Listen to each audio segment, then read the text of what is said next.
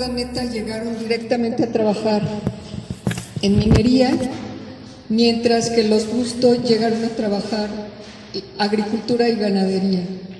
Y esto es interesante porque parte de la raíz cultural fuerte de Guanajuato, ahora del estado, es vasca y castellana.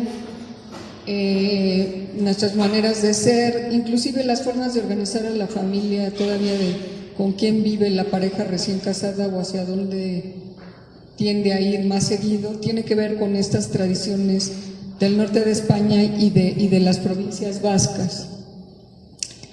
Ya en Guanajuato pues llegan a la región que se conoce como la Chichimeca, que es esta región que empieza al norte del río Lerma, o sea, cruzando el río Lerma hacia el norte, y poco a poco van a tener relaciones con población de lo que ahora es Jalisco, de Lagos de Moreno. Los Busto se casaron con algunas mujeres que ya sus familias vivían desde hacía varias generaciones en Lagos de Moreno. También van a tener relaciones de familia con personas de Querétaro, por supuesto de San Luis Potosí. Y esto va a implicar que las propiedades que van a tener y a partir de las cuales van a hacer todas estas donaciones y estas limosnas, como buenos devotos, pues vienen de toda esta región, desde el norte del río Lerma en adelante, y a oriente y occidente pues a Querétaro y a la zona de Santa María de los Lagos.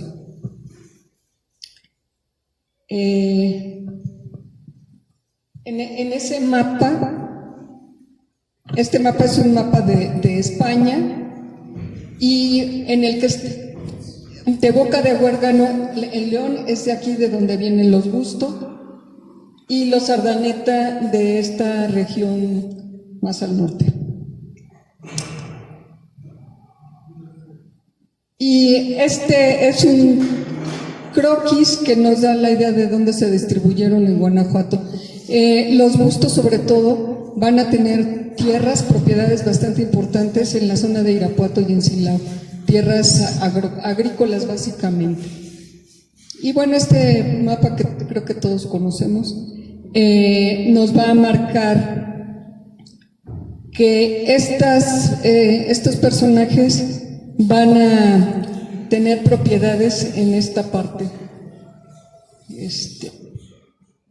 La universidad hasta donde está la basílica.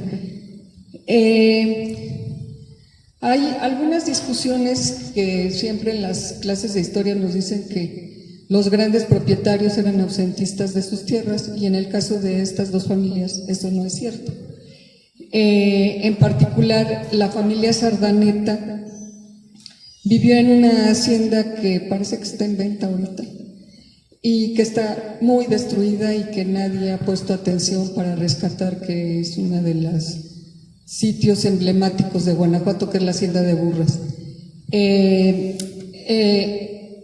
Vivía ahí la familia, y por eso uno se pregunta que cuando ve la casa del marquesado de Rayas, es una casa que pues no tiene mucho, gracias, que es donde está ahora el Museo del Pueblo, si pensamos en que era la casa de la familia de un marqués.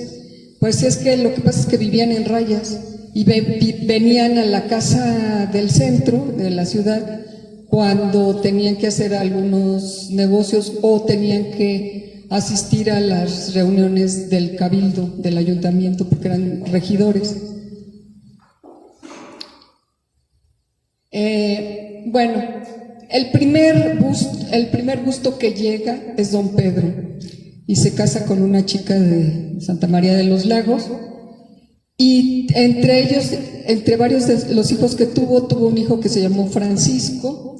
Este Francisco se casa con una mujer de Querétaro, vive en Irapuato una temporada y después se viene a radicar a la ciudad de Guanajuato, y va a tener varios hijos, como 8. Los 2 hijos más famosos de don Francisco van a ser precisamente Francisco Matías de Busto y Moya y su hija Josefa Teresa de Busto y Moya. Los 2 fueron grandes empresarios, tenían empresas agropecuarias en todo el Bajío, en Irapuato, en algunas partes de Michoacán, en Querétaro, en fin.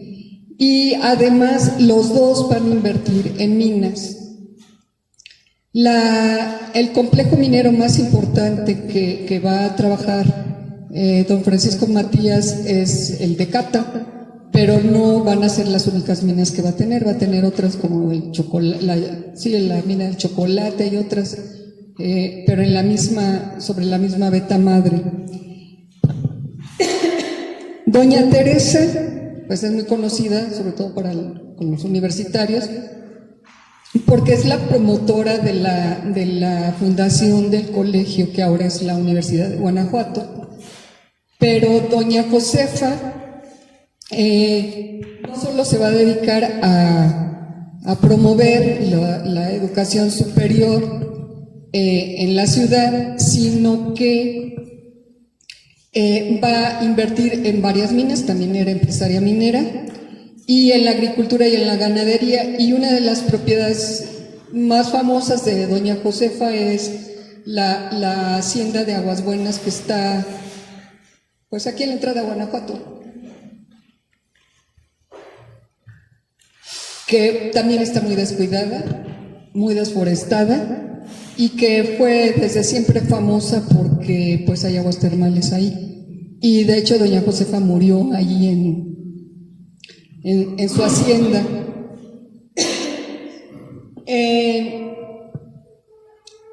Esta mujer, que ahora está de moda que las reivindicaciones femeninas, habría que regresar a estas mujeres empoderadas del siglo XVIII, no andar inventando el hilo negro en el siglo XXI.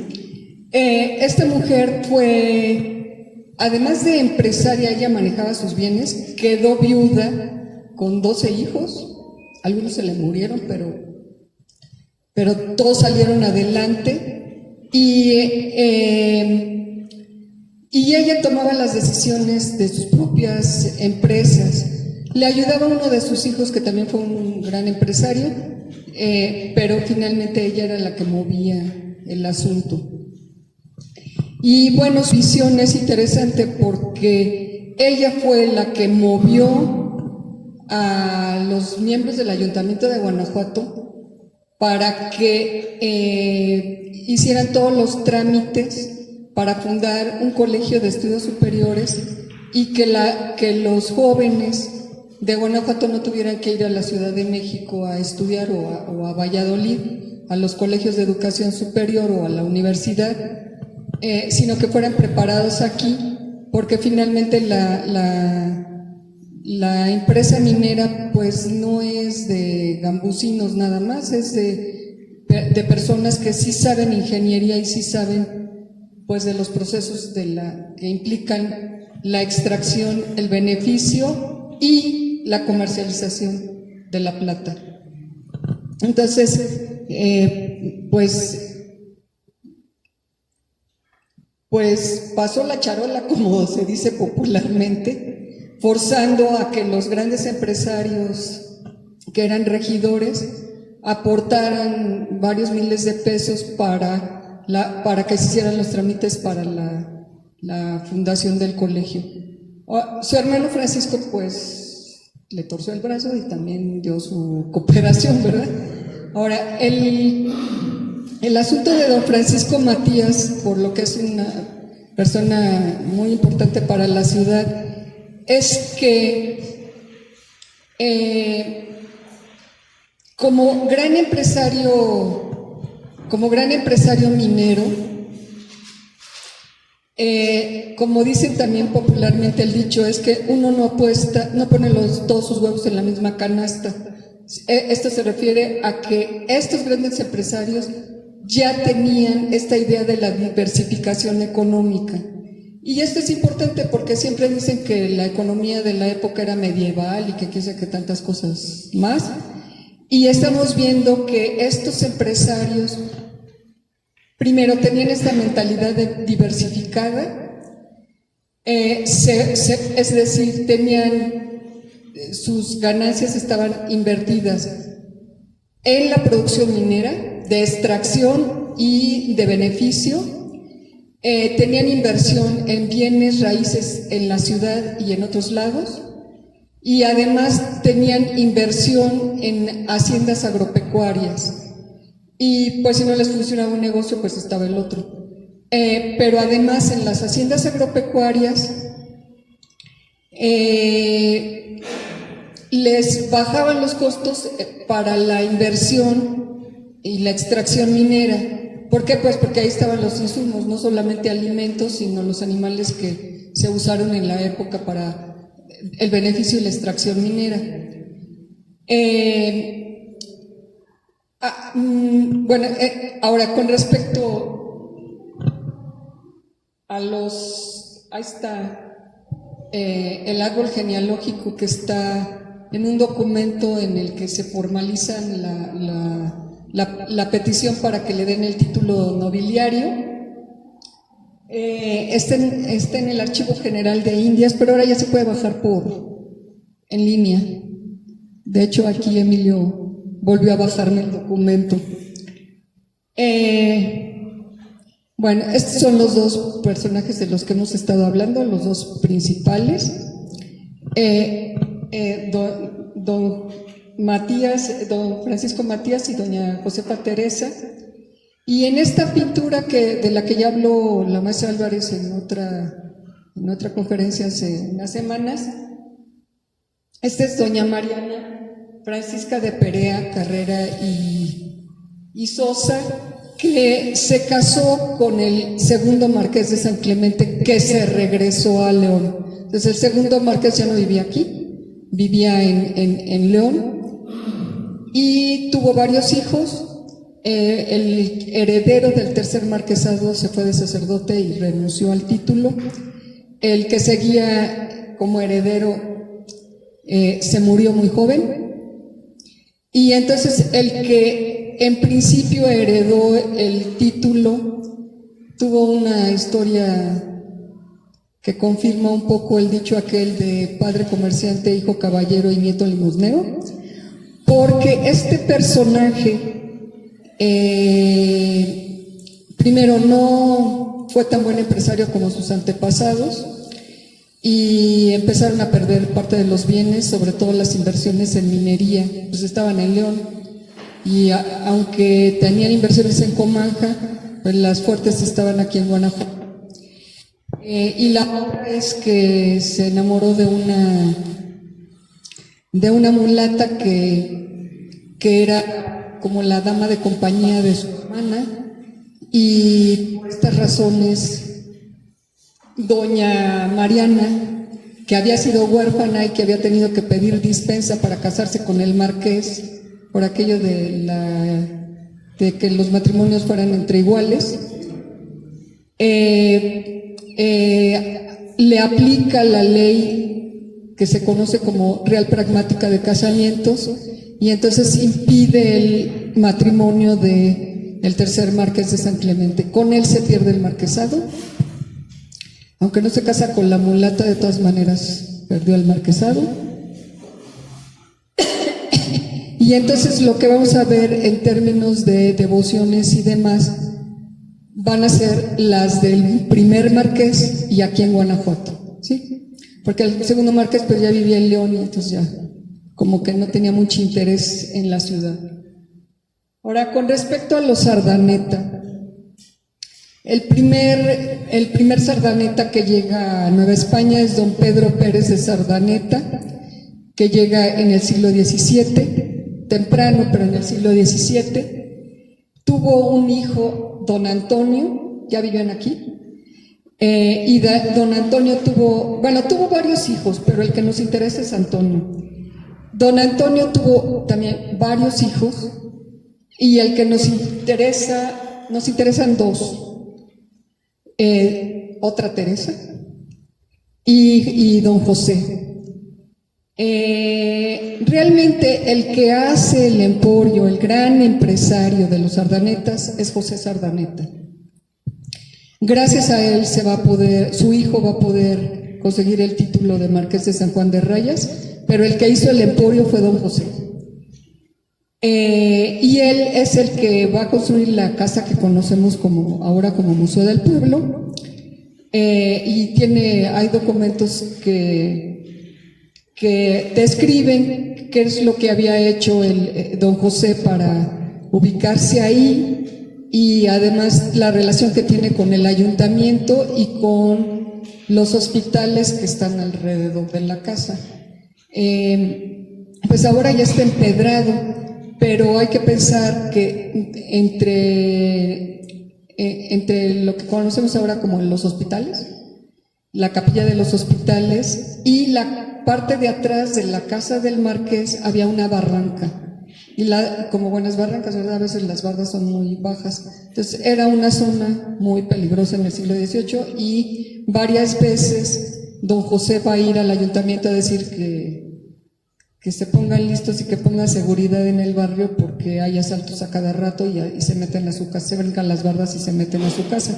Entonces pide permiso para subir las bardas del predio. Eso por un lado. Pero además realmente es el que empezó a comprar casas, minas, en fin, y hacer obras pías. La otra persona que es importante de esa familia es doña Teresa de Sardaneta y Legazpi. Esta mujer fue una gran empresaria, y de ella lo que sabemos es que se casó con un comerciante castellano, Francisco de Girles, y entre los dos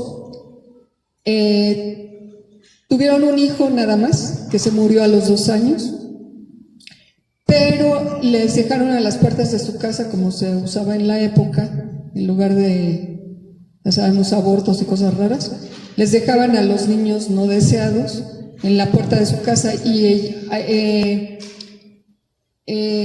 adoptaron a 14 niños. Varios de ellos se murieron pues por las enfermedades de la época, pero 4 de las niñas alcanzaron la mayoría de edad. De hecho, una de ellas se casó, tuvo un hijo, y finalmente ese chico va a ser el heredero de todos los bienes de esta familia.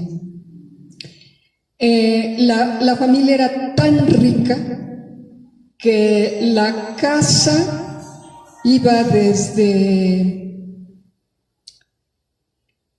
el callejón de la Condesa, ahora que antes se llamaba Callejón de Girles.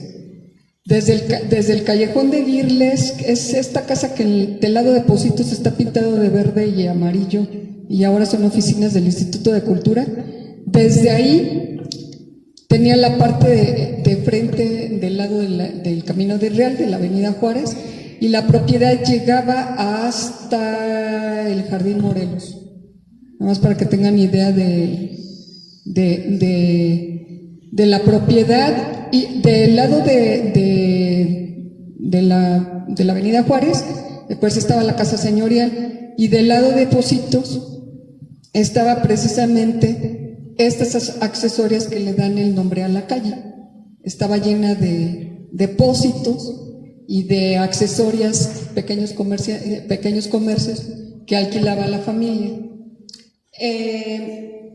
Bueno, el otro personaje importantísimo de esta familia, pues es don Joaquín, que fue jesuita y fue rector del Colegio de la Santísima Trinidad, por un lado, ¿no?, en esa generación. Ahora, descendientes de don José. Los dos más importantes, pues, son Vicente Manuel, que fue el primer marqués de San Juan de Rayas y que vivía en la Hacienda de Burras, y el otro, su hijo Mariano. Mariano, yo todavía no entiendo por qué, Nos avientan un montón de héroes que no tienen nada que ver con nosotros y se nos olvidan los héroes locales.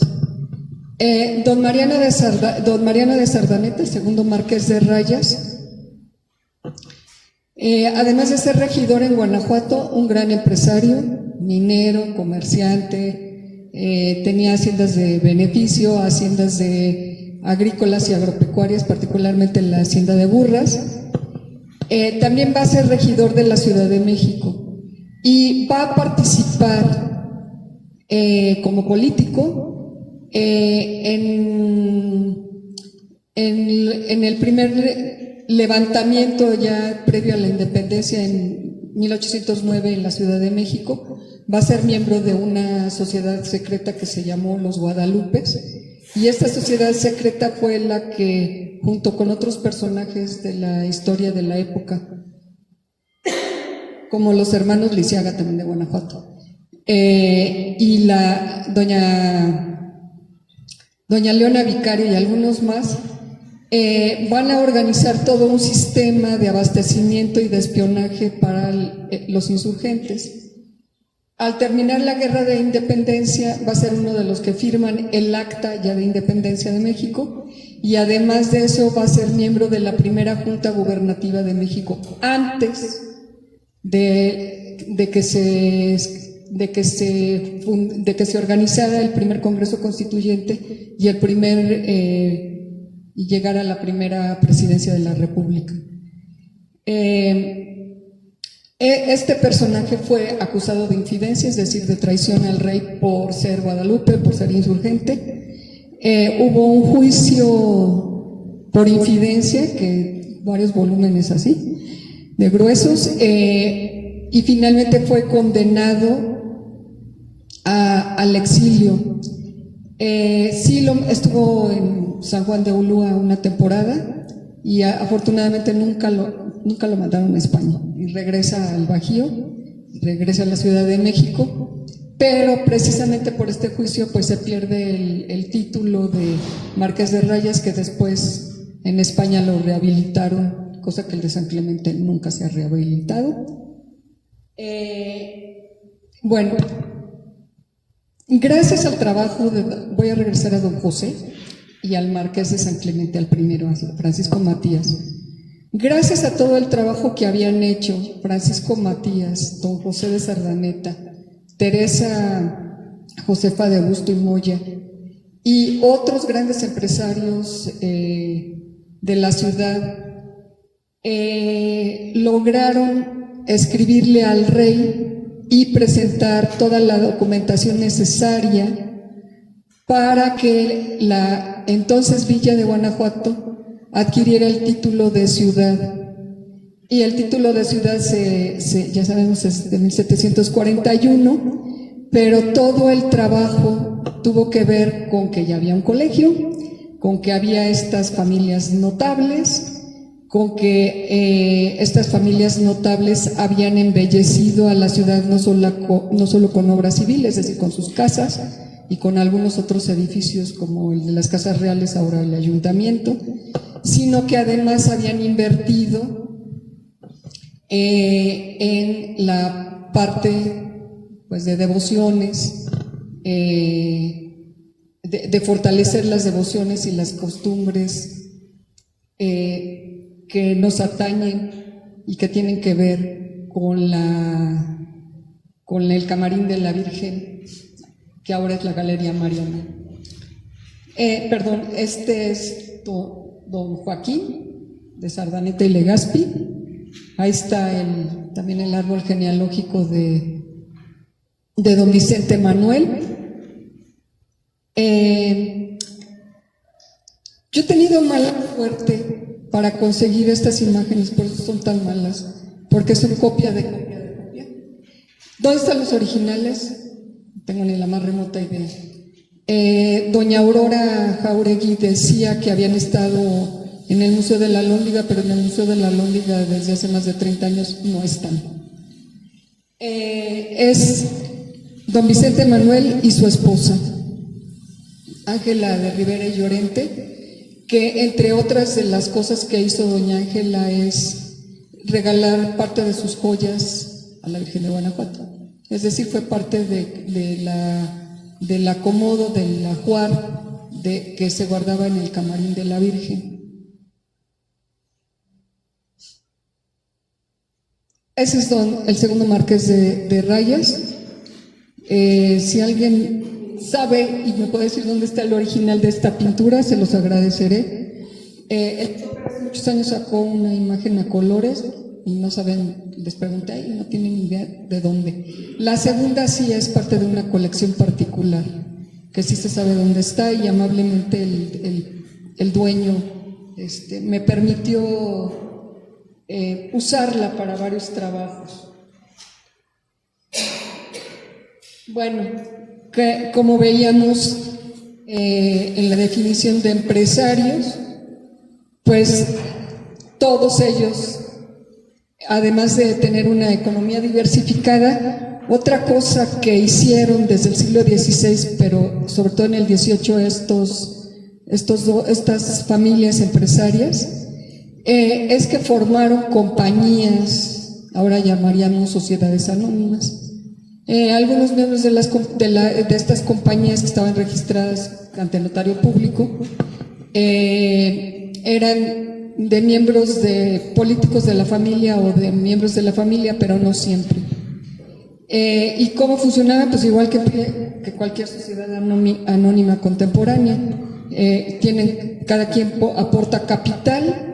Cuando hay ganancias se las reparten, se ponen de acuerdo en las juntas de los socios o de los accionistas para invertir en otras empresas, o dicen, a mí ya no me alcanza, denme lo que valen mis acciones y se las vendo y ahí se ven. Eso fue lo que hicieron. Otra cosa que es muy importante es que tenían un sistema, dirían ahora, gerencial y de administración contable. Y esto, cuando la primera vez que lo vi, la verdad a mí me sorprendió mucho. Pero entre las cosas que dejó Teresa de Sardaneta, la esposa de Francisco de Girles, es un inventario de libros que había de sus libros, de su biblioteca, pues. Y entre ellos, además de lo que uno pensaría que es obvio, de libros de oraciones y de devociones a los santos, tenía un libro de contabilidad que se llamaba El Dorado Contador.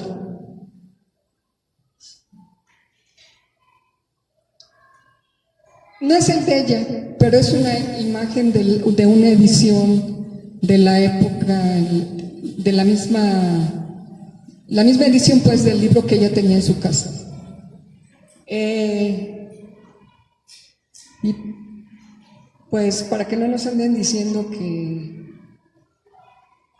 la gente era inculta, beta y quién sabe qué tantas cosas, pues ya ven que los empresarios no, sino que sí se habían organizado para formarse y prepararse, y entre otras cosas, pues por eso exigían que hubiera un colegio de estudios superiores, aunque los más ricos seguían mandando a sus hijos a estudiar o a España o a la Universidad Pontificia.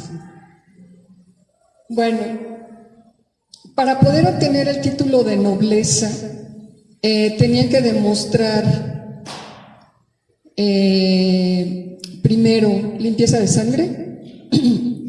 Esto implica que en la familia no hubiera ni negros, ni judíos, ni moros, que la línea fuera limpia, es decir, que fueran hijos legítimos, que habían trabajado a favor del rey en grandes empresas, que eran personas honorables, de preferencia que tuvieran por ahí algún antepasado de casa y solar conocido, es decir, de la nobleza baja, al menos, y que hubieran trabajado al servicio del rey.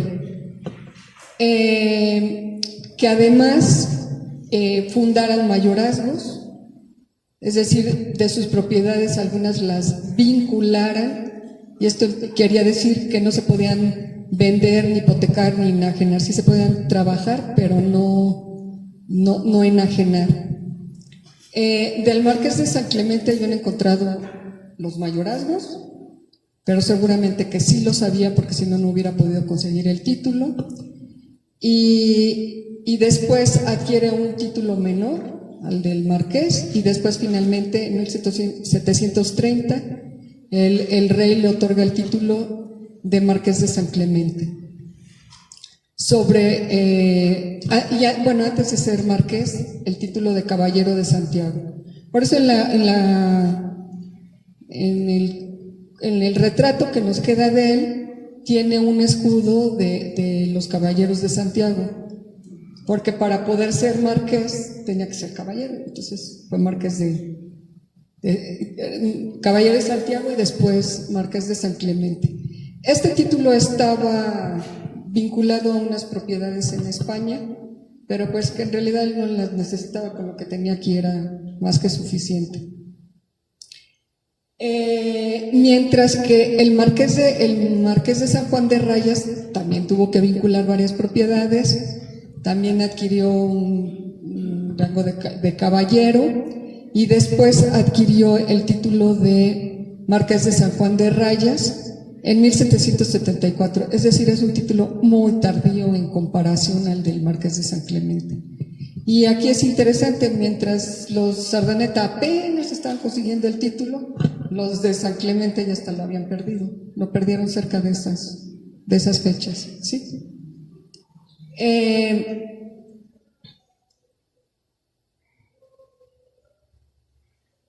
Bueno,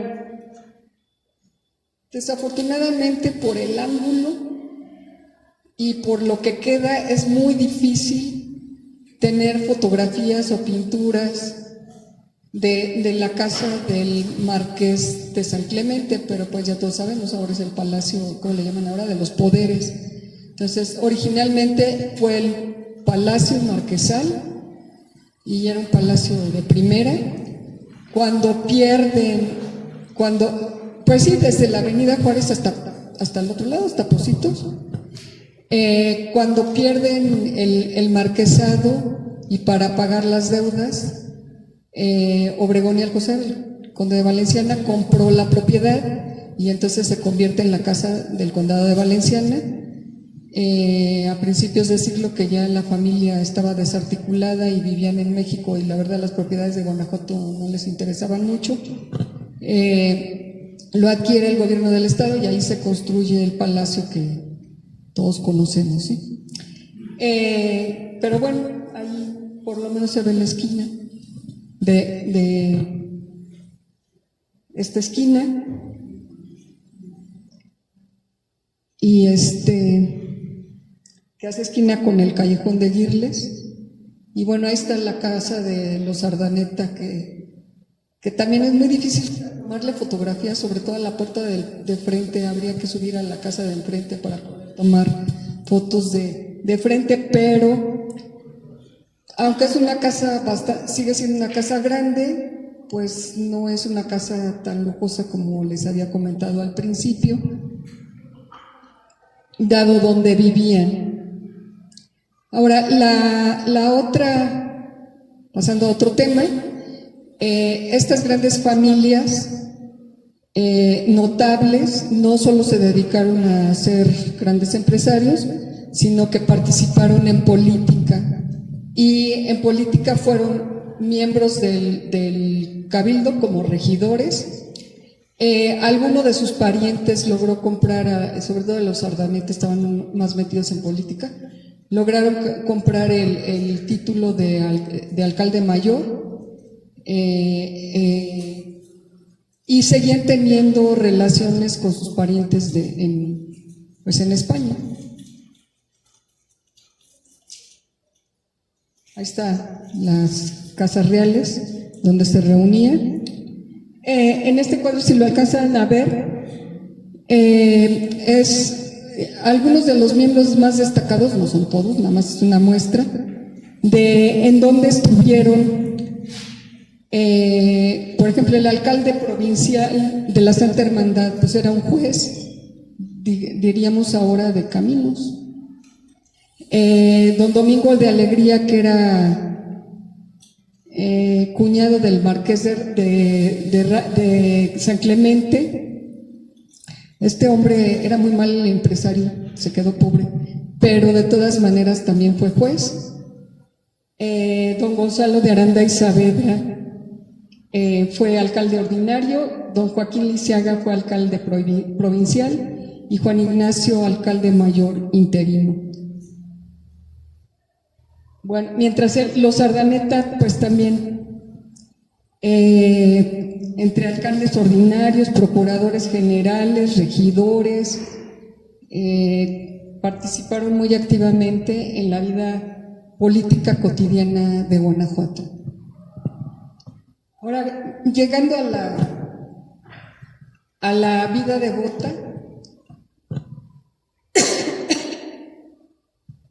aunque hay una tendencia a hacer a un lado lo sobrenatural y la parte espiritual en la historia, y hay toda una tendencia que aparentemente va ganando, la verdad es que la parte espiritual es algo natural del hombre que podemos tratar de ocultar y de hacer a un lado, pero sigue apareciendo ahí. Y un profesor historiador alemán dice esta frase que me voy a tomar la libertad de leerla porque es fundamental para entender la parte devota de estos personajes que eran muy, muy, muy ricos. No eran santos, algunos de ellos eran bastante pesaditos, bastante, diríamos en lenguaje popular, tranzas. Pero la religión es la fuente más importante de sentido que la historiografía hace valer en la relación entre el pasado, el presente y el futuro.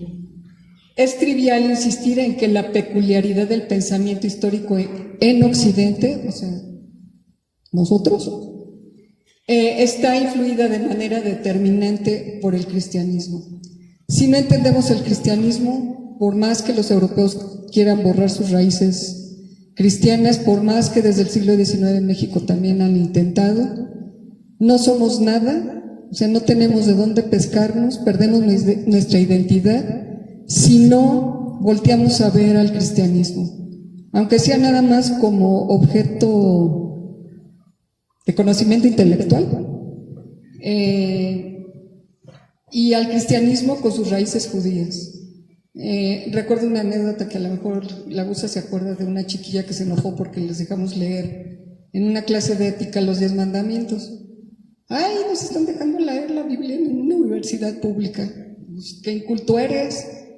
Primero, los 10 mandamientos es una ley judía de las más antiguas que están codificadas en la historia de la humanidad. Entonces, si no lo sabes eso, eres un ignorante. Sí, no tiene nada que ver ahí con que te quiera enseñar el catecismo, ¿no? Sino que con que sepas y tengas cultura. Y en ese sentido, nuestra tradición cristiana tiene raíces grecolatinas y tiene raíces judías. Si no entendemos esto, hay cosas que se nos van y podemos decir barbaridades en la interpretación del arte sacro. Entonces, para poder entender el arte sacro tenemos que tener por lo menos si no la tenemos, pues buscarla y estudiarla, una idea de la cultura judeocristiana y de la tradición grecolatina. Y bueno, ¿cuál versión? Pues la del Concilio de Trento, que se va a reflejar fuertemente en el barroco, y después el barroco en el neoclásico, y después el del neoclásico en el neogótico, que aquí en la ciudad hay varias obras muy interesantes, por cierto, muy poco estudiadas, y de ahí van a aparecer doctrina, es decir, creencias, sustentos de quiénes somos y cómo somos, tradiciones y prácticas. Y estas dos familias, igual que la mayoría de las familias ricas o pobres que habitaron Guanajuato, tenían una sólida formación en estas raíces. ¿Y qué vamos a encontrar aún en estas familias? Devociones universales, promovidas por el Concilio de Trento como a la Santísima Trinidad, que además está plásticamente en muchos de los edificios de la ciudad, a la Eucaristía, a la sangre de Cristo, y nada más voy a poner un ejemplo para que veamos las barbaridades que se dicen cuando no tenemos bien sustentadas nuestras raíces. El primer embajador de Estados Unidos en México, por ahí de 1820 y tantos, vino a visitar Guanajuato, pues obviamente venía a ver cómo nos sacaban la plata, ¿verdad? Y escribió un libro que se llama Notas sobre México, y sí, Poinsett. Y entre las cosas que dice en sus notas es que se nota la cultura sangrienta de los aztecas, que aquí ni hubo, en el nombre de sus calles. ¿Cómo le pueden llamar a una calle Sangre de Cristo? El tipo no tenía ni idea de lo que estaba hablando, y hay que tener cuidado en esas sobreinterpretaciones, porque ahí no tiene nada que ver de sangriento, tiene que ver con una tradición, una cultura cristiana que se vive sin hipocresías en la casa y en la calle. ¿Sí? Y bueno, también así se llaman algunas minas, y había algunas cofradías, es decir, estas sociedades de apoyo mutuo que tenían el nombre de la preciosísima sangre de Cristo. Había una en Santana y otra aquí en el centro. A los santos patronos, a los ángeles, a San Ignacio, a San Antonio, a San Francisco, a San Juan Bautista, que siguen siendo la base de nuestras fiestas más importantes en la ciudad. Y por supuesto a la Virgen de Guanajuato. Y también había devociones privadas. De esas hay algunas descripciones. Desafortunadamente, de estas devociones privadas, tendríamos que ir a California a sacar, y que nos dejaran sacar una buena fotografía del retablo que estaba en la casa de los Ardaneta, porque todas las fotos que hay son malísimas, borradas, pixeleadas, para que no las trabajemos, y si queremos una buena foto hay que pagar. Entonces, bueno, pues la estudió el arquitecto Parra hace ya muchos años, de cuáles eran los santos que estaban en este retablo, y corresponden a las devociones privadas de la familia Sardaneta. Pero además los Busto y los Sardaneta no se quedaron solamente en las devociones universales y de la ciudad, sino que además, como ejemplo, a pesar de que luego de repente ahí había algunos fraudes y algunas cosas raras, de todas maneras cumplían con algo que a veces se nos olvida, de que desde que antes de hacer la primera comunión se supone que nos deberíamos de saber las 14 obras de misericordia, 7 espirituales y 7 materiales, y no solo sabernoslas de memoria, sino cumplirlas. ¿Y cuáles son? ¿Se acuerdan algunas? Dar de comer al hambriento, dar de beber al sediento, dar buen consejo, etcétera, visitar al encarcelado, en fin. Bueno, estas en la época se llaman obras pías, que finalmente son las obras de misericordia, y todos ellos, ¿qué hicieron? Invirtieron su dinero en proteger a mujeres huérfanas. Algunos de ellos hicieron donaciones para que se pudieran casar, es decir, las famosas dotes. Invirtieron en la remoción, en el arreglo, en el embellecimiento de varios templos: San Roque, la Compañía, la Basílica, los templos de los hospitales, San Diego, lo que ahora llamamos San Francisco, San Juan Bautista. Y además casi todos ellos eran de la Tercera Orden de San Francisco. Por eso es que ahí en en la capilla de la Tercera Orden, allá en San Diego, están las tumbas de algunos de ellos, y todos en su testamento decían: el día que me muera quiero que me entierren vestido con el hábito de la Tercera Orden de San Francisco.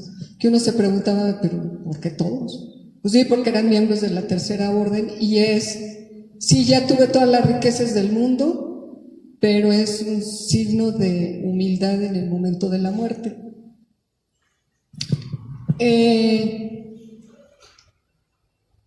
Y bueno, devociones, o sea, la Virgen de Guanajuato, a San Roque.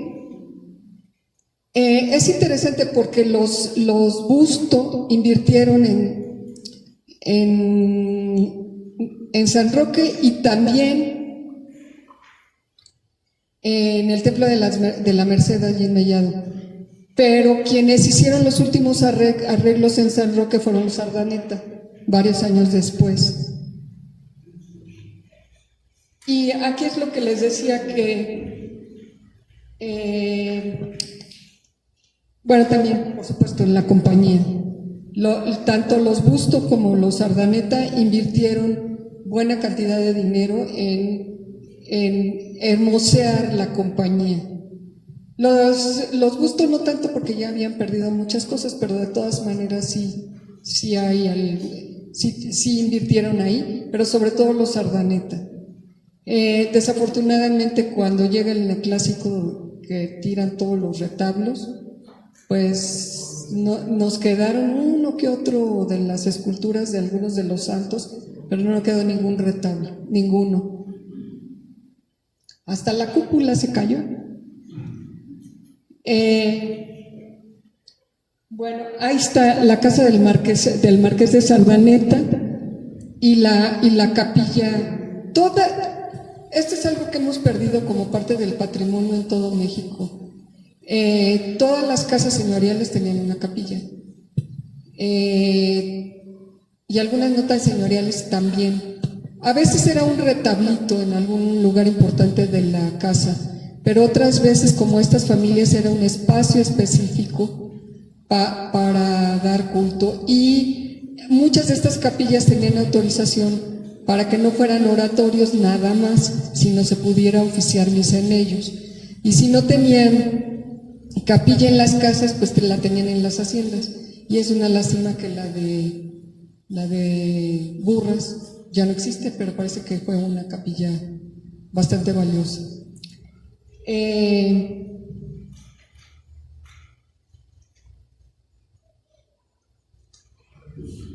Este templo ya no existe. Hay muchas historias por las cuales ya no existe, pero entre otras es que pues estaba bastante deteriorado y los techos estaban cayendo, y pues acabaron por tirarla, con una buena decisión de usar estas técnicas de ingeniería interesantes, de desprenderlo pieza por pieza y ponerla en otro lado para que se conservara. Por lo menos conservamos ese patrimonio. Y la otra es una pintura que está ahí en la Tercera Orden, que es una pintura de Santa Rosa de Lima, que parece que los Ardaneta eran especialmente devotos de Santa Rosa.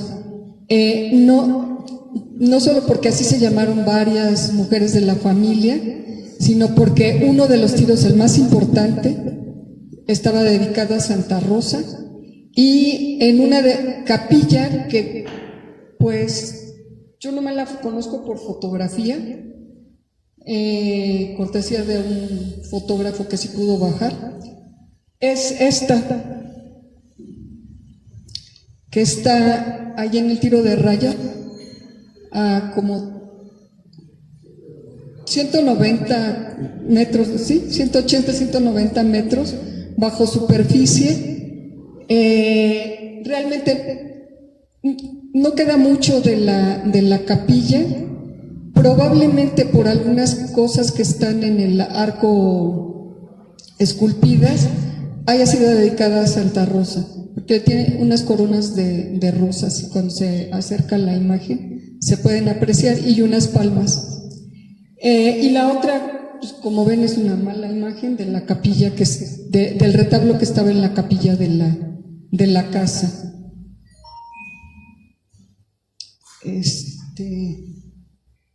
Y esta es cortesía de alguien que va al grupo de efemérides, que es una fotografía de las tumbas que están aquí abajo del camarín de la Virgen, abajo del bautisterio, con algunas de las lápidas de los miembros de estas dos familias.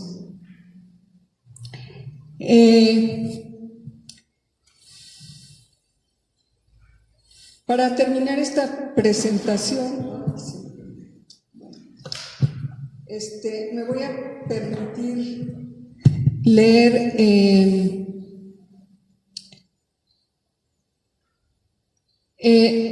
un fragmento de un documento que dejó Rosa Sardaneta.